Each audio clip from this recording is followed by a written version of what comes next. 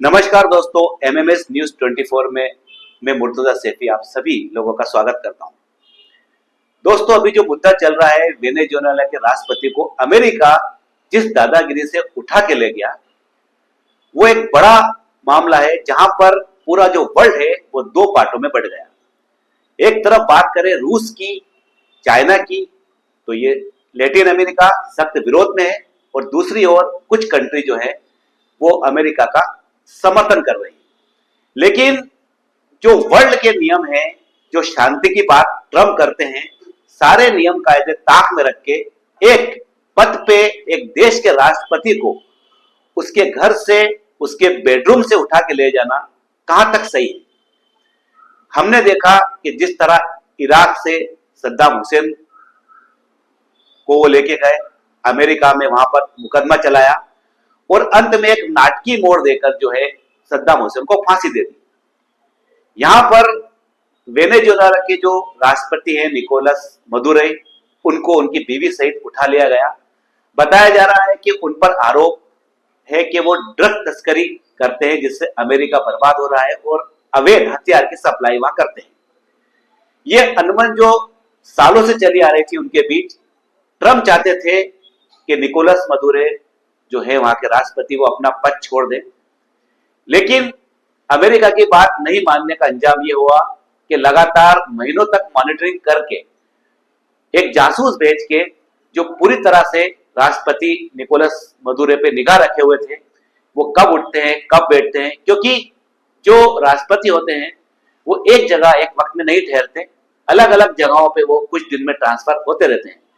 तो किस दिन कहां पर रहेंगे वो सटीक जानकारी अमेरिका तक पहुंची और अमेरिका के सैनिकों ने उनको अपने कब्जे में लेकर जो है एक डिटेक्शन जेल ब्रुकलिन की वहां पर उनको पहुंचा दिया। अब कोर्ट में उनकी पेशी हुई। सख्त लहजे में जो निकोलस मदुरो हैं उन्होंने अपनी बातें रखी जज के सामने कि मुझ पर जो इल्जाम लगाए गए हैं वो झूठे हैं। लेकिन जज ने, आखिर जज भी अमेरिका का, ट्रम्प का ही जज, तो जज ने उनकी बात को नहीं मानते हुए अगली सुनवाई जो है 17 मार्च की है। अभी जनवरी की शुरुआत दिन है, मतलब कम से कम जनवरी फरवरी 2.5 महीने तक करीब उनको जेल में रहना होगा। और वो जेल जहां रखा गया है, ब्रुकलिन की डिटेक्शन जेल उसे कहते हैं, वो काफी बदनाम जेल है। वहां के जो लोग हैं वो काफी नरकी जीवन जो कैदी है वो जीते हैं। अब उनको भी आम कैदियों जैसा रखा गया है, जहां तक जो नेशनल मीडिया से खबर प्राप्त हुई है, और उन पर मुकदमा चलेगा, लंबा चलेगा, क्या हश्र होता है। लेकिन जो दूसरे देश है वो तुरंत निकोलस मदुरो और उनकी पत्नी को छोड़ने का बार बार दबाव बना रहे हैं। अब ये आगे देखेंगे हम कि ट्रम्प क्या एक्शन लेते हैं, क्या उनको रिहा करते हैं, क्या उन्हीं की जेल में रख के उन पर मुकदमा चलाया जाएगा। अमेरिका की ये दादागिरी की सभी तरफ बातें हो रही है। भारत और चीन की बात करें तो चीन हमेशा दोगली रणनीति अपनाता है और अभी उसने खुल के मैदान में वो नहीं आया है। रशिया जरूर, भारत ने भी, जो विदेश मंत्रालय ने बयान जारी किया है कि ऐसा नहीं करना चाहिए, क्योंकि जो नियम कायदों को ताक में रख के जो ट्रम्प ने हरकत की है उसे दुनिया ने देखा है। अब मेन बात की जाए कि आखिर ऐसा क्यों किया। हम जानते हैं कि वेनेजुएला जो है पूरी दुनिया में सबसे बड़ा तेल का स्रोत है और एक जमाना ऐसा था कि वेनेजुएला के जो लोग हैं वो कुछ चीज खरीदते थे तो एक तरफ तराजू में सामान रखा जाता था और एक तरफ नोट के बंडल रखे जाते थे वहां की करेंसी के। इतना पैसा था और प्रत्येक व्यक्ति, तेल का इतना पैसा आया कि प्रत्येक व्यक्ति वहां की, जैसा कि मीडिया रिपोर्ट्स ने बताया, कि लग्जरी गाड़ी में घूम रहा था। बराबर वो दौर था।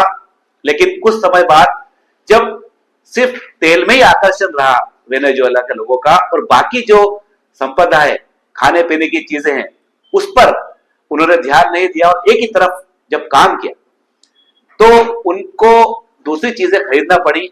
वहां से उनकी डाउनफॉल चालू हुआ और अंत में आते आते एक गरीब देश की तादाद में वेनेजुएला खड़ा हो गया। लेकिन आज भी जो तेल संपदा है वही दुनिया का नंबर 1, इराक, ईरान, सऊदी अरब के बाद बात की जाए तो वेनेजुएला का अभी भी नंबर 1 पे है।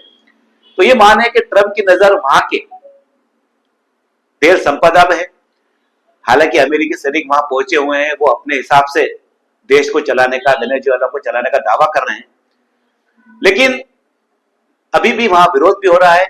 लेकिन अभी बात की जाए कि आखिर जो राष्ट्रपति है पद पे हैं, उन्होंने कोर्ट में कल जो निकोलस मदुरो है उन्होंने कहा कि मैं अभी भी पद पे राष्ट्रपति हूं, देश का राष्ट्रपति हूं। उनके साथ क्या हश्र होगा, 17 मार्च आगे की तारीख लगी है, ये पूरा दुनिया देखेगी। लेकिन अमेरिका की दादागिरी की बातें आज पूरी दुनिया कर रही है। नमस्कार।